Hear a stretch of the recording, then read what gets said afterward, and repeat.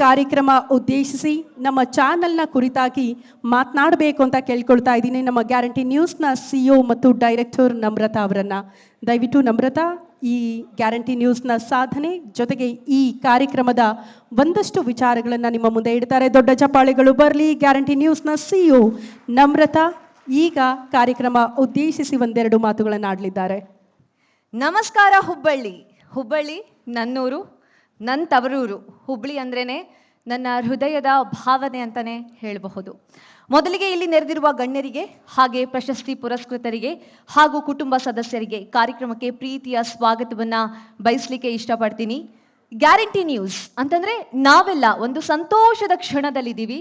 ಕಾರಣ ಯಶಸ್ವಿ ಸಾರ್ಥಕ 1 ವರ್ಷ ಪೂರೈಸಿದೆ ಈ ನಿಮ್ಮ ಗ್ಯಾರಂಟಿ ನ್ಯೂಸ್. ನಿಮ್ಮೆಲ್ಲರ ಸಪೋರ್ಟ್, ನೀವು ಕೊಟ್ಟಿರುವಂತಹ ಪ್ರೀತಿ, ನೀವು ಮಾಡಿರುವಂತಹ ಆಶೀರ್ವಾದದಿಂದ ನಾವೆಲ್ಲರೂ ಸಹ ಮುನ್ನುಗ್ತಾ ಇದ್ದೀವಿ. ಈ ಬೆನ್ನಲ್ಲೇ ಇವತ್ತು ನಮ್ಮ ಹುಬ್ಬಳ್ಳಿಯಲ್ಲಿ ಕಾಯಕ ಯೋಗಿಗಳನ್ನ ಸನ್ಮಾನಿಸುವಂತಹ ಒಂದು ಕಾರ್ಯಕ್ರಮವನ್ನ ಹಮ್ಮಿಕೊಂಡಿದ್ದೇವೆ. ನಮ್ಮ ಕಾಯಕಕ್ಕೆ ಈಗಾಗಲೇ ಕರುನಾಡ ಜನರು ಅಂದ್ರೆ ನೀವೆಲ್ಲರೂ ಸಹ ಆಶೀರ್ವಾದ ಮಾಡಿದ್ದೀರಿ, ಪ್ರೀತಿಯನ್ನ ಕೊಟ್ಟಿದ್ದೀರಿ. ಹೀಗಾಗಿ ವಿವಿಧ ಕ್ಷೇತ್ರಗಳಲ್ಲಿ ಸೇವೆ ಸಲ್ಲಿಸಿರುವ ಅನೇಕ ಪ್ರಶಸ್ತಿ ಪುರಸ್ಕೃತ ಕಾಯಕ ಯೋಗಿಗಳಿಗೆ ನಾವು ಇವತ್ತು ಗೌರವವನ್ನ ಸಲ್ಲಿಸ್ತಾ ಇದ್ದೀವಿ. ಈ ಪ್ರಶಸ್ತಿಯನ್ನ ಕೊಡೋದಕ್ಕೆ ನಮಗೆ ದೊಡ್ಡ ಸ್ಫೂರ್ತಿಯೇ ಶ್ರೀ ಜಗಜ್ಯೋತಿ ಬಸವೇಶ್ವರರು.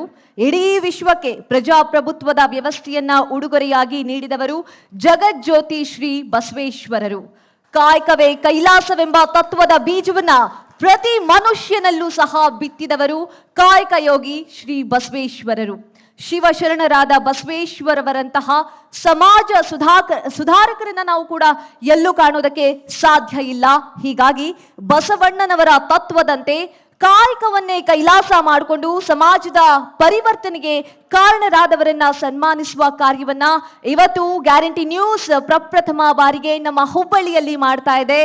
ಸೊ ಈ ಪ್ರಶಸ್ತಿಗೆ ನಾವಿಟ್ಟಂತಹ ಹೆಸರು ಕರ್ನಾಟಕದ ಕಾಯಕ ಯೋಗಿ. ಈ ವಿನೂತನ ಕಾರ್ಯಕ್ರಮಕ್ಕೆ ಆಗಮಿಸಿರುವ ಎಲ್ಲಾ ಗಣ್ಯರಿಗೂ ಕೂಡ ಗ್ಯಾರಂಟಿ ನ್ಯೂಸ್ ಪರವಾಗಿ ಹೃತ್ಪೂರ್ವಕ ಧನ್ಯವಾದಗಳನ್ನ ಸಲ್ಲಿಸಲಿಕ್ಕೆ ಇಷ್ಟಪಡ್ತೀನಿ.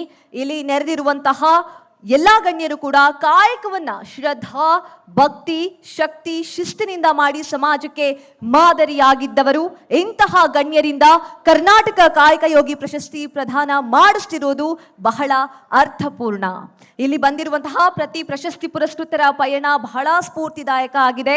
ಸೊ ಹೀಗಾಗಿ ಒಬ್ಬೊಬ್ರು ಕೂಡ ಅಡೆತಡೆಗಳನ್ನ ದಾಟಿಕೊಂಡು ಸವಾಲುಗಳನ್ನ ಮೆಟ್ಟಿ ನಿಂತು ಅಲೆಯ ವಿರುದ್ಧ ಈಜಿ ಇಂದು ಈ ಮಟ್ಟಕ್ಕೆ ಬಂದು ತಲುಪಿದ್ದಾರೆ.